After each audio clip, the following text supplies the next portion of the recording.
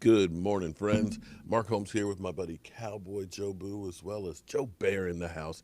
And as always, I want to thank you guys for watching, commenting, subscribing, and being part of the Joe Boo Sports Report. Without you guys, it does not work without you guys. So let's get open for business here and let's wake up the football gods. So wake up here, guys. Wow. It is Monday, and you know what that means. That means Monday night we have our live stream right here. We'll have E2 Blue in the house helping to run some of the boards and take some of the burden off so that way we can get to all your comments and try and figure out really what's going on with the Dallas Cowboys. So tune in, 9 o'clock Eastern. Please be sure to subscribe to the channel and give me a thumbs up if you don't mind. It all helps for us to go ahead and grow. So yesterday, I got up extra early to get ready for the blue and white scrimmage. Man, I've been literally just going crazy. I was salivating all day. I was like a kid at Christmas because it's been since the Super Bowl since we've had any real action. We've seen a few clips here and there, on Bleacher Report and things, a little shot here and there. We've been seeing CeeDee Lamb, of course, teasing the hell out of us, and, seeing Diggs out there taking some interceptions and stuff. But we thought we were going to see, oh man, at least the blue and white scrimmage, seeing the ones against the ones, getting a feel for our team. Well, that was kind of disappointing that we didn't have all that go on. But in retrospect, if you had any doubt if Jerry Jones is going to be overseeing everything that was going to be going on with the Dallas Cowboys and overbearing, you realize now that Mike McCarthy is in charge of the team. That Mike McCarthy, with what goes on the field with the players and all that, that is Mike McCarthy and Mike McCarthy's only. That was one of those events that Jerry Jones normally would be using to his advantage to, of course, market the hell out of the team. Understand, we talked about this thing for the whole week. All my brothers in YouTube, Vosh had a uh, scrimmage video up and or live stream up talking about we're going to break down the plays and things like that. Yeah, we had my man Law Nation. He was ready to grow the nation and talk about the whole deal too. I was here with my live stream and things. Fortunately, I had E2 Blue so we could have some conversation and things, but they didn't show anything. And Mike McCarthy is the reason why. He said he does not want anything out there that people can read. So you notice as soon as they started doing a play, either they had a close up shot of like a one on one, or the play started, the camera go to the sidelines. You'll also notice that players didn't have numbers on them. And the reason being is Mike McCarthy didn't want to have numbers. So that way, if anything got out, that other teams wouldn't be able to scout the guys he's got. He is covering every aspect of this team to make sure that nobody can Bill Belichick. There's no film out there on what they're doing in practice. That everything is going to be hidden. So for us, the fans, we'd like to know, we'd like to see, we'd like to, be part of that stuff. But we're just going to have to wait 13 days, 11 hours, 10 minutes, and 40 seconds from now to see what's going to go on the field because this guy is keeping it all secret. So I wish we had more that we could talk about from the scrimmage, but, there really isn't.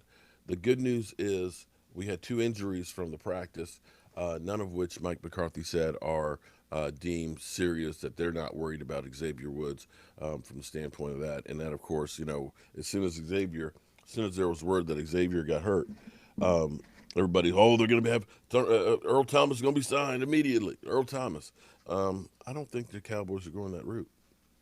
I really just don't think that. I can be wrong, but I think the Cowboys like where their locker room is right now, and they like the mixture that they currently have of young and old. And I think that they see more from players that we have no clue on because they're there working with them every day and we don't see them. And they're keeping it a secret as much as possible. Now, this team is loaded. And The problem for this team is because you have so many stars, Amari Cooper, Michael Gallup, CeeDee Lamb, and things, there doesn't leave a lot of time for younger guys. And you want to bring along those younger guys because at some point, those guys that don't have a lot of experience are going to have to play for you.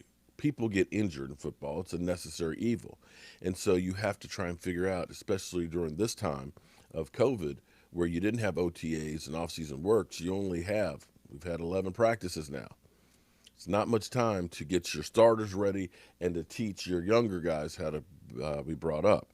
So one of the things people have been looking at is Amari Cooper hasn't been getting a lot of work. And Mike McCarthy says, don't read into that. He's not injured. He said, we're trying to get some of the younger guys more playing times and reps. They know what Amari Cooper can do. And in fact, if you look at Amari Cooper and think that he came to the Dallas Cowboys mid-season and played lights out, then went through his second season with the Dallas Cowboys and was injured throughout all of training camp last year with plantar fasciitis and really wasn't able to practice well during the whole season, still played pretty well, still had over 1,000 yards in receiving. So if there's a guy that you can say, we know you got it, we're going to keep you in bubble wrap till the season starts, it's Amari Cooper. So from the standpoint of that, nothing to worry about there.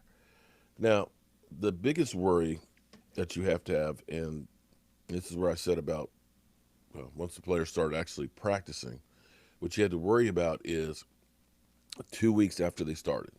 If all of a sudden you see a big uptick of coronavirus, then that would not bode well for us having a season.